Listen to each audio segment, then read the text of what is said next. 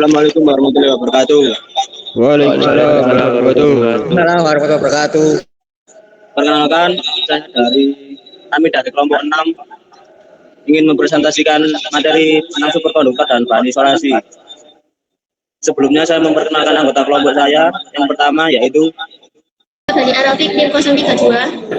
Ridi Raffi Ramadan Nasira. yang terakhir saya Nandun Firdaus NIM 002. Materi yang dibahas yaitu aplikasi superkonduktor umum dan masa depan, pengenalan bahan isolasi. Aplikasi superkonduktor, teknologi maglev. Maglev memanfaatkan superkonduktor untuk membuat kereta mengapung menghilangkan gesekan. Kedua, superkonduktor lebih efisien dan lebih kecil daripada elektromagnet konvensional. Ketiga, Jepang memulai proyek maglev nasional pada tahun 1990 dengan uji coba di Yamanashi pada tahun 1997. MLX-01 mencapai kecepatan 581 kpj pada tahun 2003. Kendala politik dan lingkungan, bahaya biologis dari medan magnet membatasi penggunaan maglev secara luas.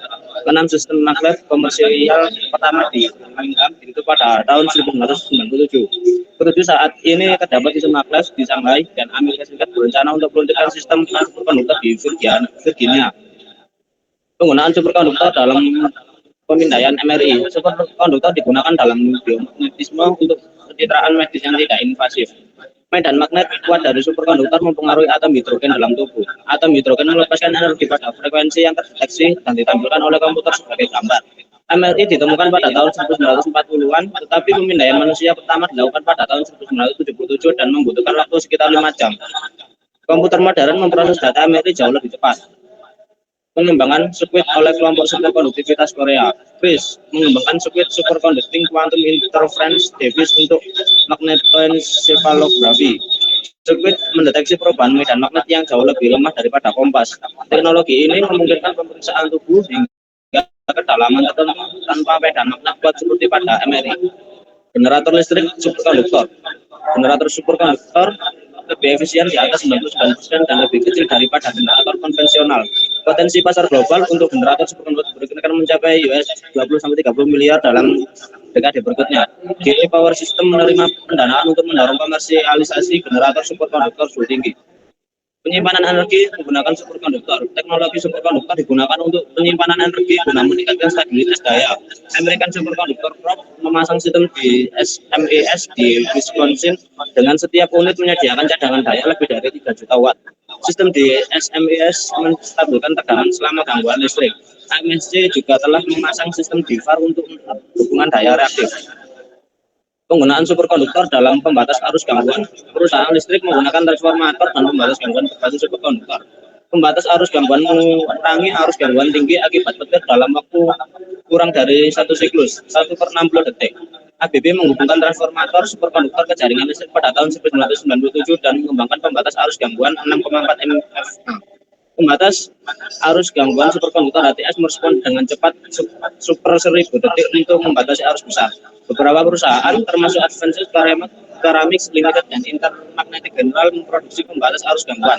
AS dalam Jepang berencana mengganti kabel tembaga bawah tanah dengan kabel superkonduktor BSCCO yang didinginkan nitrogen cair untuk meningkatkan kapasitas saluran kabel.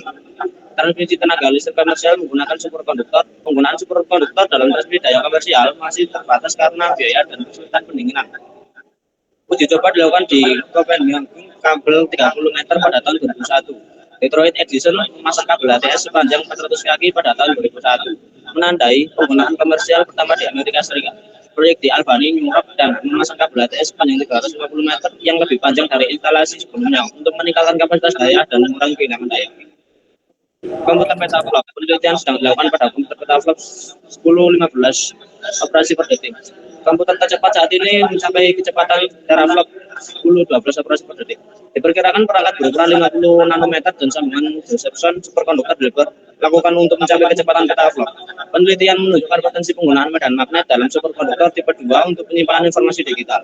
Teknologi lain seperti transistor, kuantum, dan pemrosesan berbasis DNA juga berpotensi mencapai kecepatan petaflop.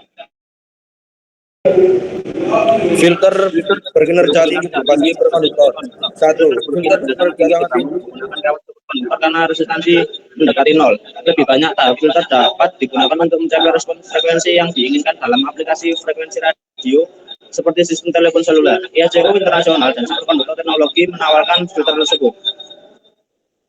Motor superkonduktor, motor dan gentakan superkonduktor jauh lebih ringan daripada perangkat konvensional untuk keluaran daya yang sama. Efisiensi daya bukan merupakan keuntungan utama, tapi ukurannya lebih kecil memungkinkan pembuatan generator berkapasitas sangat besar.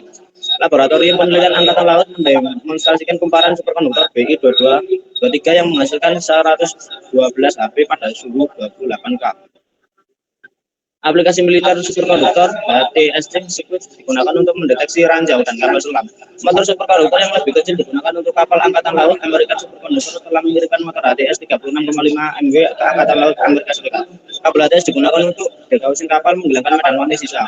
Kita superkonduktif dipertimbangkan untuk mengurangi panjang antena frekuensi sangat rendah pada kapal selam. Antena gelombang mikro superkonduktor telah dikembangkan di Universitas Birmingham. BOM menggunakan medan magnet superkonduktor untuk menciptakan pulsa elektromagnetik untuk melumpuhkan peralatan elektronik musuh. Perangkat ini digunakan dalam serangan terhadap fasilitas penyiaran Irak pada tahun 2003. Aplikasi superkonduktor dalam berbagai teknologi. Superkonduktor digunakan untuk stabilisasi pinning untuk mengurangi gesekan. Detektor sinar X dan cahaya superkonduktor yang sangat cepat sedang dikembangkan karena sensitivitasnya yang tinggi. Kamera optik S-cam sensitivitas tinggi telah dikembangkan oleh ESA. Superkonduktor dipertimbangkan untuk router digital berkecepatan tinggi hingga 160 GHz untuk memenuhi kebutuhan komunikasi internet yang terus meningkat. Selanjutnya akan disampaikan oleh teman saya. 13 aplikasi daya superkonduktor suhu tinggi. 1. Keuntungan utama adalah kemampuan beroperasi pada suhu nitrogen cair. 2. Kendala terbesar adalah kesulitan pembuatan kawat dan kumparan. 3. Bahan BSCCO dan YBCO sedang dikembangkan. 13.14 Aspek politik dan pendinginan superkonduktor. 1. Penggunaan superkonduktor didorong oleh kebutuhan pengurang emisi gas rumah kaca atau GRK seperti yang diamanatkan oleh protokol Kyoto. Penggunaan superkonduktor di pembangkit listrik dapat mengurangi emisi CO2. Kemajuan dalam pendinginan kiogenik khususnya senyawa magnetokalorik seperti gadolium, silikon, germanium akan memfasilitasi aplikasi superkonduktor suhu tinggi atau HTS yang lebih luas. Lanjut tuh. Aspek lanjut. Selanjutnya dijelaskan oleh teman saya. 5.14 superkonduktor umum dan masa depan. Superkonduktor dari Fullerena hingga fermion berat. Di sini kita membahas berbagai superkonduktor mulai dari Fullerena. 1. Fullerena dan Fullerida. Fullerena struktur bola yang terbuat dari 60 atom karbon ditemukan pada tahun 1985. Ketika didoping dengan logam alkali, Fullerena menjadi Fullerida yang menunjukkan superkonduktivitas pada suhu rendah hingga 40 K. Penemuan Fullerida logam alkali superkonduktor terjadi pada tahun 1991. Fullerena merupakan bagian dari keluarga konduktor organik yang lebih besar. Superkonduktor dari Fullerena hingga fermion berat. Selanjutnya kita membahas berbagai jenis superkonduktor yang kedua, yaitu superkonduktor organik. Superkonduktor organik terdiri dari donor elektron, molekul organik, planar, dan akseptor elektron anion non-organik. Superkonduktor organik pertama disintetis pada tahun 1980. Meskipun memiliki sifat unik, superkonduktor organik memiliki suhu transisi yang rendah hingga 12 K, yang membatasi aplikasi praktisnya. Superkonduktor dari Fullerena borokarbida adalah sistem superkonduktor yang kurang dipahami. Mereka dapat dibentuk dari logam transisi ferromagnetik yang merupakan hal yang tidak biasa. Borokarbida menunjukkan perilaku masuk kembali di mana superkonduktivitas menghilang pada suatu suhu. Fermion berat adalah senyawa yang mengandung unsur tanah jarang atau aktinida. Elektron konduksi mereka memiliki massa efektif yang jauh lebih besar daripada elektron normal. Superkonduktivitas dalam fermion berat terjadi pada suhu kriogenik dan seringkali melibatkan mekanisme yang berbeda dari teori BCS. Senyawa fermion berat menunjukkan keadaan FFLO di mana magnetisme dan superkonduktivitas berkonsistensi. Masa depan superkonduktor. Materi ini menyelimuti sifat-sifat unik yang dan potensi aplikasi berbagai jenis superkonduktor. Meskipun banyak tantangan yang masih harus diatasi, mereka seperti suhu transisi yang rendah dan kesulitan fabrikasi, penelitian terus berlanjut untuk menemukan dan mengembangkan superkonduktor baru yang dapat beroperasi pada suhu yang lebih tinggi dan memiliki aplikasi praktis yang lebih luas.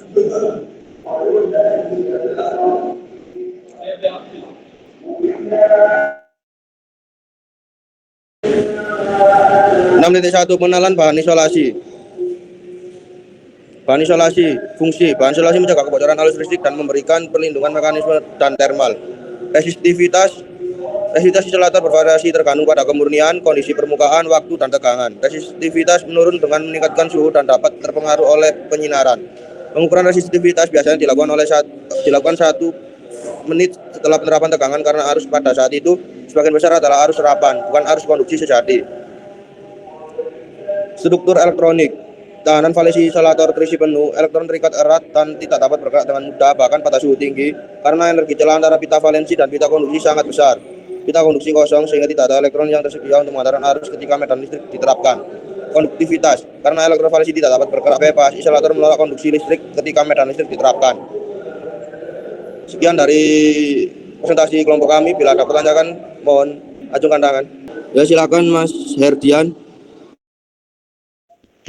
Ya Mas, mau tanya Mas, yaitu bagaimana superkonduktor membantu mengurangi dampak arus gangguan tinggi akibat listrik pada jaringan listrik? Jawabannya adalah yaitu superkonduktor dalam pembatasan arus gangguan dapat mengurangi arus gangguan tinggi akibat petir dalam waktu yang sangat singkat, antara 1 sampai 60 detik. Kecepatan respon ini jauh lebih cepat daripada pembatas arus gangguan konvensional. Sudah Mas, ada sanggahan atau gimana? Sudah cukup Mas, terima kasih. Ada ditanyakan lagi barangkali teman-teman? Izin bertanya Mas, Ya, silakan Mas. apa yang dimaksud dengan komputer petaflop? Apa teknologi yang diprediksi akan memungkinkan komputer mencapai kecepatan petaflop? Baik, akan saya jawab. Komputer petaflop mengacu pada komputer yang mampu melakukan 1015 operasi per detik. Komputer tercepat saat ini mencapai teraflop, 1012 operasi per detik. Diperkirakan perangkat 2050 nanometer dan sambungan Josephson atau superkonduktor diperlukan untuk mencapai kecepatan petaflop. Apakah cukup, Mas? Cukup. Mungkin cukup dari teman-teman. Kelompok kami akan saya akhiri, kurang lebihnya mohon maaf. Wassalamualaikum warahmatullahi wabarakatuh.